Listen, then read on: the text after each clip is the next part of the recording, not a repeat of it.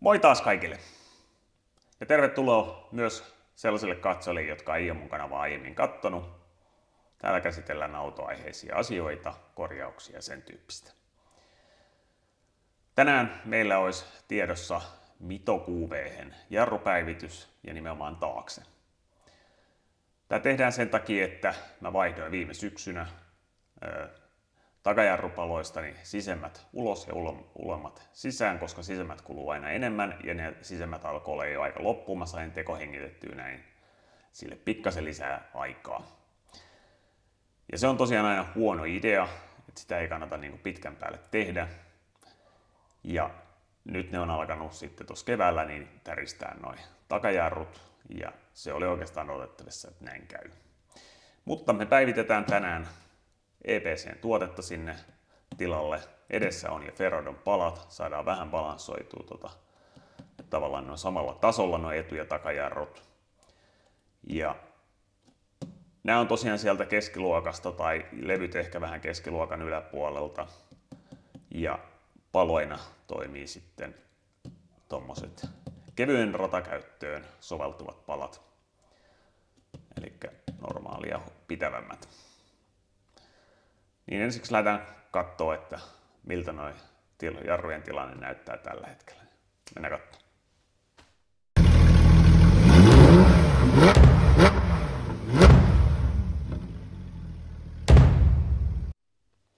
Sitten katsotaan lähtötilanne. Joo, ei se kauhean hyvältä näytä. Palojen kunto katsotaan kohta, mutta levyt on täysin urittunut, levyt on ruosteessa ja tässä on todella paljon pykälää, eli aika vaihtaa. Ja tuosta maalista, kuten todettu, niin täältä on lähtenyt komeasti kaikki alkuperäinen punainen väri ja noin loputkin hiotaan tuosta pois. Pääosa tässä hommassa esittää EPC:n tuotteet sivuroolissa. Tässä projektissa on täysin tuntematon tuote mulle, eli Biltman jarrusatolla-maali. Kokeillaan nyt tällaistakin. Mä oon aina käyttänyt kaikissa Foliatekin maaleja, ne on tosi hyviä. Mutta mä sain tästä nopeasti läheisestä Biltmasta tämmöstä, katsotaan mihin siitä on. Tässähän on siis punaiset satulat alun perin, se että esimerkiksi tää punainen alkuunsakaan sen nykyisen punaisen kanssa, niin en tiedä, mutta ne on käytännössä lähtenyt takasatuloista ne maalit kokonaan, niin ei meillä ole tässä hirveästi hävittävää. Lopputulos ei voi olla huonompi. Ja sitten siinä on jarrojen puhdistusainetta, myöskin Biltman tuotetta, en ole koskaan kokeillut, mutta ne nyt on varmaan sama kaikilla, ei se nyt sen kummosempi ole. Eli avataan tästä ensiksi nämä EPC:n tuotteet.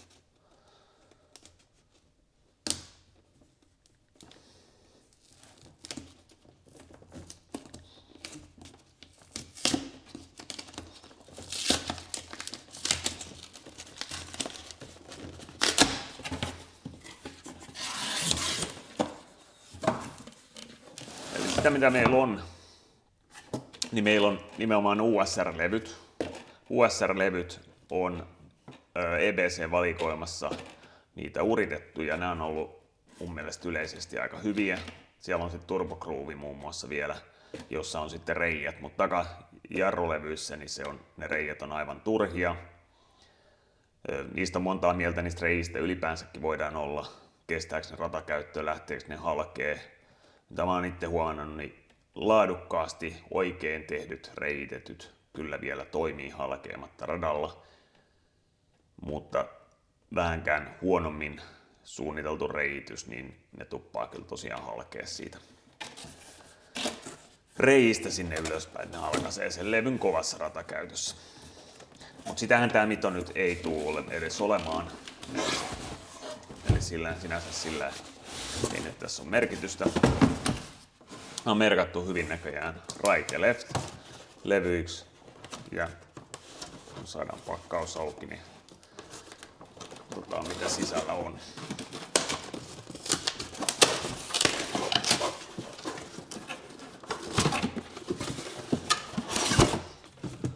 Eli sen näköistä. Nämähän ei ole mitenkään järin isot tässä nämä Miton takalevyt. Ja mä en ole itse asiassa varma, onko niin, että QV:ssä on samankokoiset takajarrut kuin normaalimitossa. Etujarrut on isommat, siellä on nelimäntä satulat, Brembon. Nämä takasatulatkin on Brembon, ainakin nimellisesti, mutta ne taitaa olla ihan tommoset yksimäntä satulat. Mutta joo, näissä on tämmönen kaunis pinnote. Nämä ei ole jäähdytetyt, koska nämä on aika tälleen ohkaset, etulevyt on jäähdytetyt. Niin, mutta nämä estää tämä pinnotus siinä sitä, että nämä ei ruostu niin helposti. Ja näissä on tosiaan tämmöiset uritukset, jotka putsaa palaa. Se on aina hyvä juttu noissa. Semmoiset levyt. Ja paloina on EBC:n Yellow Stuffit. Hetki pieni.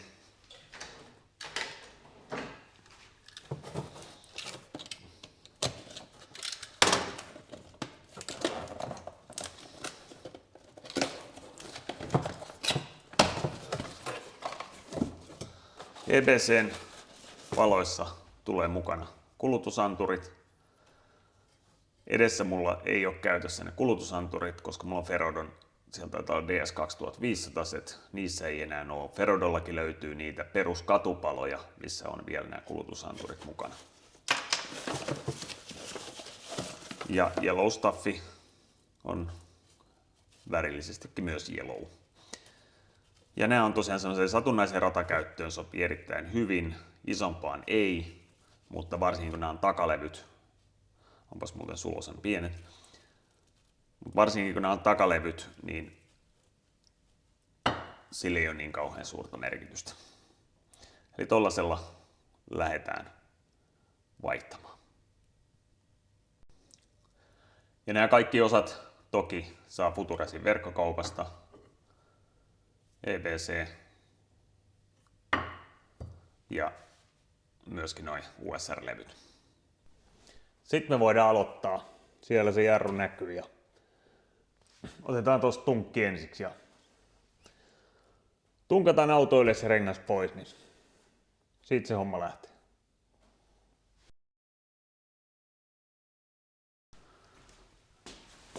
Sitten siirretään teidät lähemmäs, niin aletaan irrottaa satulaa. Itse satula on 13 millisellä. Tuo satulan kannekerauta on 17 millisellä, mutta täytyy saada ensiksi toi satula pois, niin noi letkut ei ole edessä, niin päästään tykillä ampuu irti toi kanneke.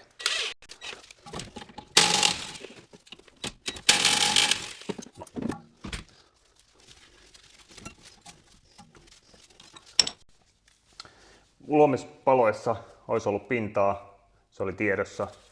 Ne on vaan niin urittunut, että ne ei sen takia jarruta enää mitään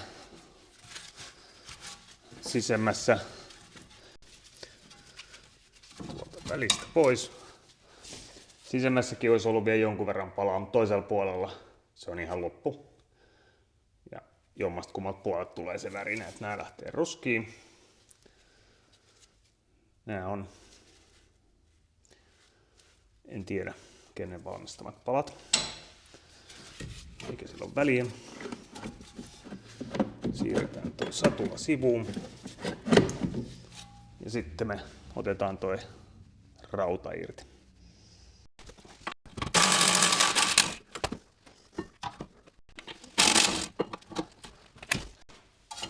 Eli kannakerauta on siinä.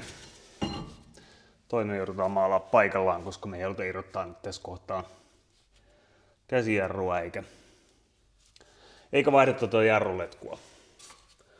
Ja tosiaan tästä jatkuukin kovana putkena jo. Ja tässä on itse asiassa tosi lyhyt matka tätä itse jarruletkua. Joo. Tää me nyt varmaan ihan ensimmäisenä puistetaan. Me irrotaan täältä nämä tapit otan pois ja nämä otetaan pois kanssa. Periaatteessa voinut uusia, mutta saadaan varmaan elvytettyä. No, sitä. Sitten varovasti otetaan nuo kumit pois, saadaan nuo tapit pois tuolla. Näin. Siellä on ihan hyvät rasvat näköjään. Saa sinänsä mennä sellaisena, että laitetaan vaan uutta rasvaa sinne, että näissä ei ole ainakaan liukumisessa ollut mitään ongelmaa. Ja sitten toisesta. Tappi vaan irti tosta ja ne on mukavat siellä ja siellä on tosi hyvät rasvat. Ehkä ne itse asiassa on helpompi tässä kohtaa ottaa jo levy irti. Niin se ei ole sitten tiellä. Niin napataan levy irti.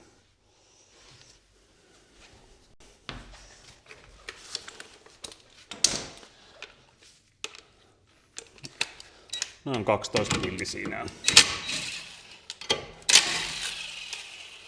Näillä ei ole mitään muuta funktiota, kun nämä asettuu noihin vanteen koloihin. Niin nämä pitää tuon levyn paikallaan.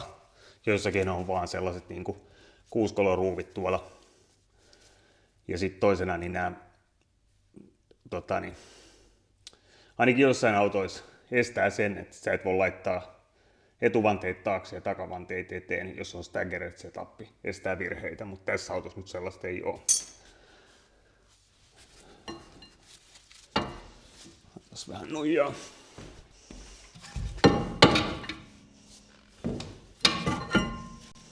Siinä. Levy on tosiaan urittunut, ruostunut. Varsinkin tältä puolelta on tosi paha turat tässä pinnassa. Eli jarruteho ei enää kauhean hyvä. Laakerihan täällä on uusi. Sen mä vaihdoin, olisiko ollut vuosi sitten. Siksi siinä on uusi suojakuppikin vielä. Mutta levy lähtee Intebin. Ja varmasti täältäkin vähän joudutaan harjaamaan, mutta muuta ei tästä irroteta. Eli tässä on tosiaan 2 eri materiaalia, aika yleistä. Tää on ihan terästä ja toi on alumiini. Tää teräs on itse asiassa, mä oon tätä hionnut jo niiltä osin, mutta tästä ei maali ole varsinaisesti ollut lähtenytkään. Mutta mä vedän pikkasen happopohjaa tohon ja sitten maalin pintaan. Tähän teräsosaan lähinnä, ettei se lähdekään ruostuu. Tää on nyt harjattu puhtaaksi ja jonkun verran hiottu. Ja sitten tietenkin nämä suojataan, ettei tonne mene mitään, niin valmistellaan se maalausta varten. Tää itsessään, niin mä vedän koneellisesti tästä nyt kaiken ensiksi pois, mitä siitä lähtee. Tähän lähtee aika tälleen helposti, johtuen siitä, että se alumiinihapettuma on päässyt tonne alle. Ja se muodostaa tämmöisen valkoisen pinnan tähän, joka on sitä hapettumaa ja sitä muodostuu tänne maalin alle, niin nämä lähtee tälle aika helposti pois. Mä vedän koneella se, mitä mä tässä päältä pystyn ja harjalla loput ja sitten mä pesen tietenkin tämän ja sitten jotain aineet sen verran, että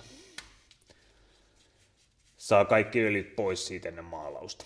Ja varon tietenkin mäntää ja mä oikeastaan tuon männän suojakumia, käsijarru. Tässä on pyörivä mäntä ja käsijarru toimii myös sillä, että se pyöräyttää tavallaan mäntää pikkasen, niin se painaa sillä sitä sitten. Niin, joo. Lähdetään työstää tota sitten seuraavaksi.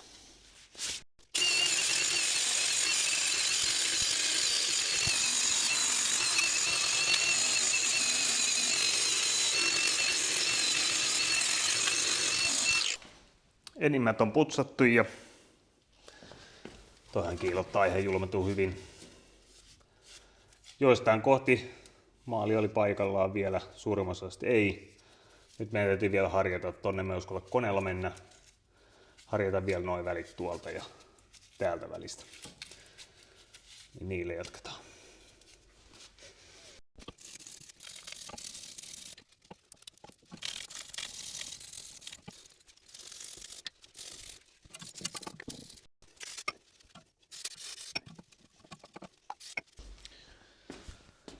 Siitä tuli nyt riittävän hyvä. ihan tonne jokaiseen koloon ei pääse silloin, kun nämä on paikoillaan. Mutta jos ajattelee lähtökohtaa, tämähän on se näkyvä osa tämä, niin jos tonne nyt jää vähän huonoa tonne taakse, niin me ei välitetä tässä kohtaa siitä. Niin. Nyt saadaan ne kuitenkin siistiksi, saadaan uudet levyt ja palat, niin se on ehkä tässä tärkeintä kuitenkin. Nyt ruvetaan sitten suojaamaan. Se on yksi hevonperse homma kanssa näissä silloin, kun joutuu paikallaan maalaan, mutta ei muuta kuin suojaamaan. Sitten katsotaan, mistä Pilteman maali on tehty. Aloitetaan tuolta taempaa näistä vaikeimmista paikoista, siirrytään kohti etuosaa. Eiköhän siitä tuu ihan jepa.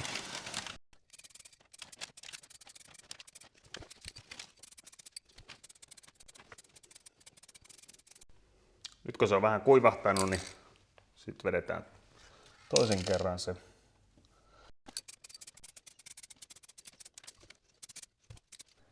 Sitten viimeisen kerran Pilteman Quality Red väristä maalia ja nyt tää on tässä tovin ollut, mä pääsen nyt taas paremmin tonne alapuolelle, niin vedetään sieltä ensiksi.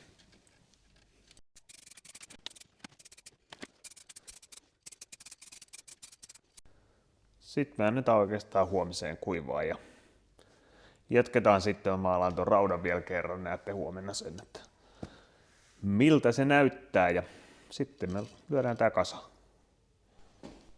Se olisi päivä 2 ja ne on nyt maalattu. Eihän niistä täydelliset tullut, mutta tolleen paikallaan tehtynä ehkä ihan ok. Mä en ole itse asiassa spraylla maalannut koskaan tolleen paikallaan satuloita. Enkä mä oon kyllä itse asiassa spraylla maalannut satuloita koska aiemminkaan, mutta tulihan sekin kokeiltua. Väri on vähän tollainen lohenpunainen. Ei ihan semmonen Alfa Romeon punainen. Mä näytän tossa vertailun kuvan minkä näköinen sen värin tavallaan pitäisi olla. Mutta se sävyero on pieni ja se saa kelpaa nyt. Eli aiemmin mä oon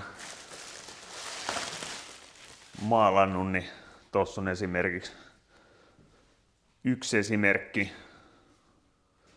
Nää on Kiulia QV:n satulat, 6 prempot. Niin normaalistihan tällä Enirollahan nämä maalataan ja nämä on ruiskulla vedetty, että ja uudet logot ja näin, mutta näissähän ei ollut logoakaan takana, edessä on, että sitä ei nyt tarvitse laittaa nytkään. Olisin tän nyt tietenkin voinut laittaa tän satulan tänne, mutta ei taida kyllä mahtua tuohon vanteeseen, että olisi ollut komea. Joo. Jos joku tarvii muuten 60 prempoja, niin nämä kunnostetut on myynnissä kaikkinensa. Tuosta kannakeraudasta siitä tuli ihan ok. Sieltä otetaan suojateipit pois. Ja se on ihan fine. Tää on näköjään Lukaksen valmistama näköjään tämä osa. Mutta nyt me otetaan suojat pois ja ruvetaan sitten kasaamaan tätä. Mä otan ton kameran tuohon lähemmäs, niin pääsette katsomaan. Kun meillä on suojaukset poistettu, niin sitten Right-levy. Ja tärkeintähän näissä on, että puhdistetaan nämä levyt. Näissä saattaa olla jotain rasvaa pinnassa. Monissa levyissä yleensä on suojarasva, mutta tässä on tää pinnote, niin tässä ei varsinaisesti ole rasvaa, mutta käsistä ynnä muualta on voinut tulla. Sitten vähän puhistetaan sitä. Brake cleanihän on tähän hyvä.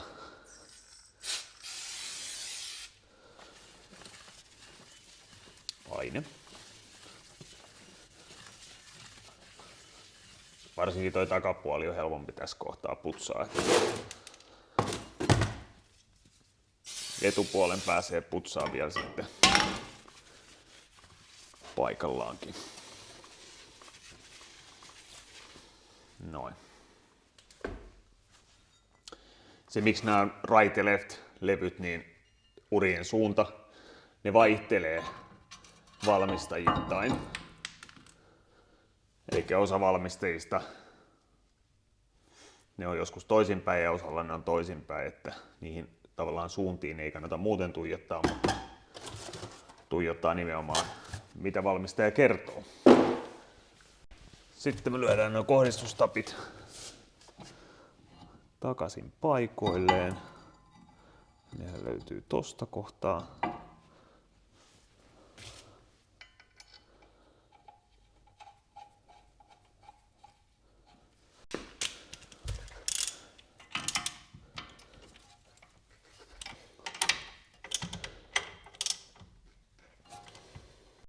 Sitten vielä ennen kuin me päästään asentamaan noita muita osia ja uusia paloja tonne, niin meidän täytyy painaa mäntiä sisään. Aina kun laitetaan uudet palat, niin no männäthän on liian ulkona. Ja myöskin uusi levy, niin se on kuitenkin paksumpi. Jotta me saadaan noin paikoilleen, niin meidän täytyy painaa mäntää sisään. Ja joka kodista löytyvä mäntätyökalu. Tämä on erittäin hyvä tähän, koska täällä on nämä lovet ja tässä on kierrettävä mäntä. Näitähän on kahdenlaisia, on painettavia ja kierrettäviä, että se aina täytyy selvittää ennakkoon, että kumpi se on. Niin. Tämä on ihan näppärä tässä. Tuo tulee tonne.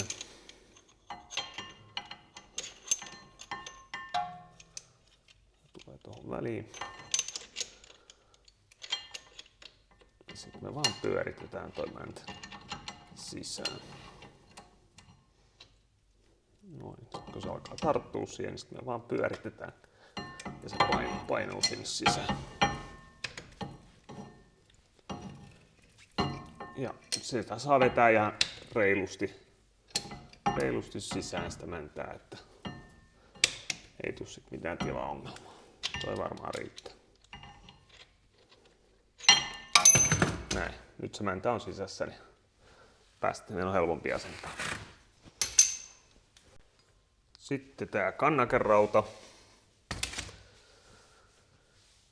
Ja tästä nyt huomiona sellainen, että tosiaan toisessa, minkä mä oon nyt merkannut tommosella pahville, oli pidempi tappi ja mä en oikeastaan tiedä syytä, eli se on tuo ylempi. Että onks jompikumpi vaihdettu joskus, että se ei ole alkuperäinen, koska mun on vähän vaikea kuvitella, että miksi nämä on eri mittaiset.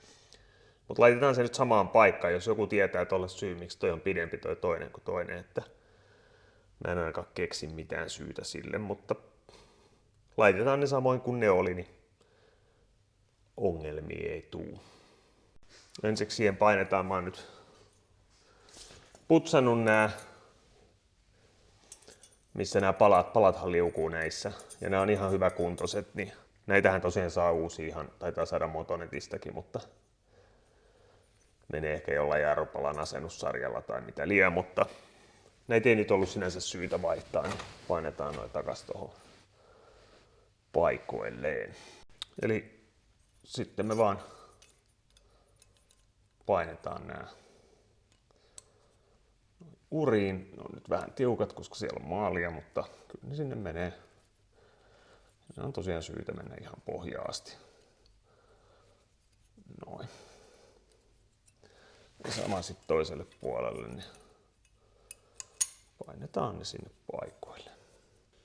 Sitten nämä liukutapit. Mä laitoin näihin vähän lisää rasvaa, vaikka näissä itse asiassa oli tosi hyvin. Ja toi pidempi me laitetaan nyt siihen ylempään. Ja sitten katsotaan, että nuo kumit menee kunnolla paikoilleen. Tää on itse asiassa tiiviimpi tää alempi. Johtuen siitä, että tää on lyhyempi ja pulleempi, mutta molemmat kyllä itse asiassa. Jaa, itse asiassa toi liukuu kyllä huonommin toi toinen. Sitten painetaan nuo kumit uriin. Näin. Se on siinä Sitten lyödään tuo paikalleen. Tässä nyt sitten noi kierteet mä avasin jo kierretapilla. Täälläkin on ollut jotain möhnää, koska tuolla on valkoista ja mäkin käytän tässä tämmöistä Metal Paste Free tahnaa, mikä on jarruille tarkoitettu CRC:n valmistama. Tätä mä käytän myös jarrupalojen päällä ja päissä, että aikoinaan käytettiin kuparitahnaa paljon, sitten se dumattiin ihan täysin. Sitten ruvettiin käyttää alumiinitahnaa, kunnes se dumattiin ihan täysin. Ja nykyään käytetään tällaista. Tämä on sinänsä hyvä kyllä. Tämä kestää korkeita lämpötiloja. Plus sitten, kun tässä ei ole mitään metallia, niin tämä ei reagoi tavallaan minkään metallin kanssa. Että se on varmaan se idea siinä. Mutta joo, mä laitan näihin pultteihin vähän ja tuohon päähän sitä vähän. Niin.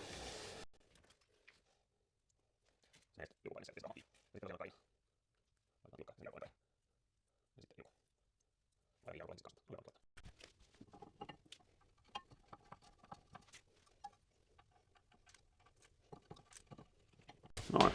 Sitten kiristetään.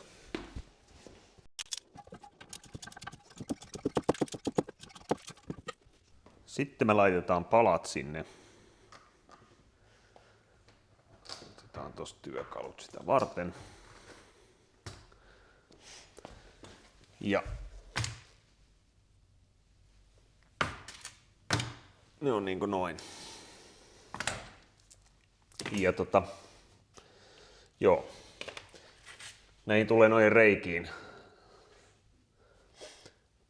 Tulee se kulutusanturi, se voi laittaa ylös tai alas. Tuossa Orkiksessa on tuossa keskellä. Sillä ei ole merkitystä, kumpaan sen laittaa. Tuossa tuo johto tulee tonne alas. Mä todennäköisesti laitan alas ja mä laitan sen sisempään, koska sisemmät kuluu nopeammin, niin se kertoo sitten nopeammin sen, että siellä on sisemmin palaa loppuuloman näkeekin helpommin. Jos vanhoissa ei ollut kitinälevy ollenkaan, mikä on hassua. Ne on ajoittain vinkunut kyllä nämä jarrut. Että kun mä oon luullut, että se tulee edestä se vinkuminen, kun siellä on noin ferodot. En tiedä, mutta joka tapauksessa laitetaan tuohon männän kohtaan vähän ainetta kanssa. Nimenomaan tänne takapuolelle. Ja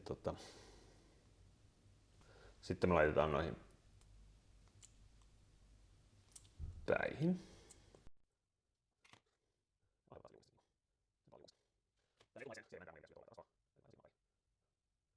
Sitten me laitetaan toi taimipala tonne ensiksi. Se tulee niinku näin päin. Ja se sujautetaan tuolta paikoilleen tuohon loveen, mikä tossa on. Ja sitten ei. Vittu isot palat. Herää kysymys, että onko nämä oikeat palat. Ihan vitun isot tää. Okei.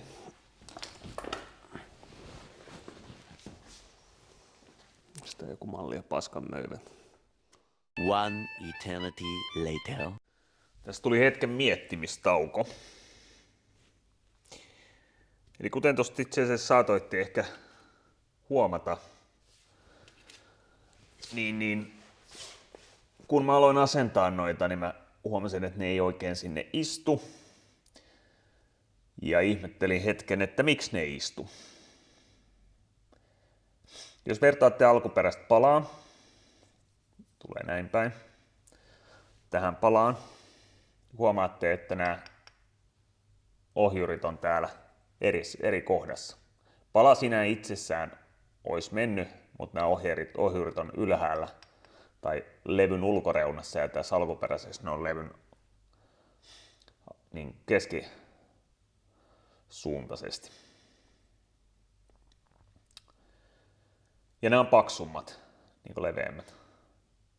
Eli nämä ei mene tänne uriin. Ja vaikka ne menis sinne uriin, niin nuo palat ei mene oikeaan kohtaan tuosta levyä. Ja mä kävin sitten ihmettelemään tossa, että mistä moinen, niin Alfa Romeo Mitoa on valmistettu 2010 alkaen, 2008-2009 eroaa, 2010 alkaen näitä on valmistettu 2 eri tällä raudalla. Eli Bossin ja TRVn raudalla, eli Lukaksen. Ja tässähän lukee tosiaan Lukas, ja nämä mun palat, mitkä mä otin tähän, niin nämä on Bossin takasatulalla. Eli tätä QV:tä itsessään on jo valmistettu 2 eri takasatulalla, jossa erot on tosi pienet, mutta ne on oleelliset. Edessähän QV:t on kaikki Brembon satuloilla ja normaalimitoja sitten löytyy tietenkin sit vielä eri komboja, koska sieltä löytyy sitten Bossin etusatulaa myöskin. Eli semmonen. Syy ei ole toimittajassa, vaan syy on ihan sylttytehtaassa. Eli mä hain nämä numerot ja tilasin ne sen mukaisesti. Ja näin. Näitä sattuu. Tää ei aina me putkeen tää homma näissä autohommissa, joten varmaan kaikki tietääkin, että välillä menee, välillä ei. Mutta tässä on nyt tietenkin se, että on aika silleen harvinainen kombo, niin mulla kestää 2 viikkoa saada uudet takajarrupalat, mutta se ei ole nyt tämän videon kannalta oleellista. Tähän tulee EBC, kun mä saan ne EBC. Väliaikaisesti, kun näissä nyt on kuitenkin pintaa jonkun verran, vaikka ne on aivan uralla, niin mä teen seuraavan quick and dirtin, eli mä hion nämä täysin tasaiseksi nämä palat, eli sen verran materiaalia pois, niin mä pystyn ajaa sen 2 viikkoa tällä vakiopaloilla ja mä heitän sitten sen jälkeen no EBC sisään. Mut joo, mä en kiinnittänyt huomiota niin tarkkaan, enkä mä tarkkaan olisi tiennytkään katsomatta sitä, että kumman valmistajien takasatulat tässä kyseisessä mallissa nyt sitten oli. Mutta tässä on Lukakset. Nyt tiedetään. Mutta lyödään nyt sitten tää. Mä käyn hiomassa noin palat ja lyödään tää nippuun. Niin saadaan ajoa.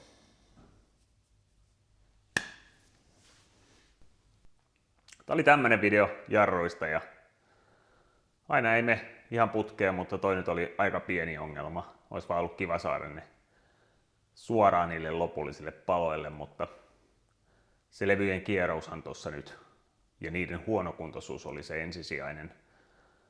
Ja toisen puolen mä tein tietenkin kanssa vastaavasti, mä hioin ne palat ja heitän sitten ne lopulliset palat sinne, että eipä se nyt niin iso ongelma ole, kun ne saapuu. Tilatkaa tosiaan kanava, jos yhtään kiinnostaa autoaiheiset asiat ja videot ja korjaukset ja sen tyyppiset, niin se aina auttaa. Seuraavaksi tässä olisi sitten jakohihnan vaihto. Me vaihdetaan kaikki hihnat, jakohihna ja apulaitehihnat ja kiristimet ja vesipumput ja kaikki sellaiset, mitä tarvii. Ja öljynvaihto nyt tietenkin tulee siinä samassa. Mutta tilatkaa kanava, niin saatte siitäkin ilmoituksen sitten, kun se video tulee. Ja paljon muita aiheita on tiedossa. Ei muuta kuin mennään sitten vaan seuraavalle videolle. Moro!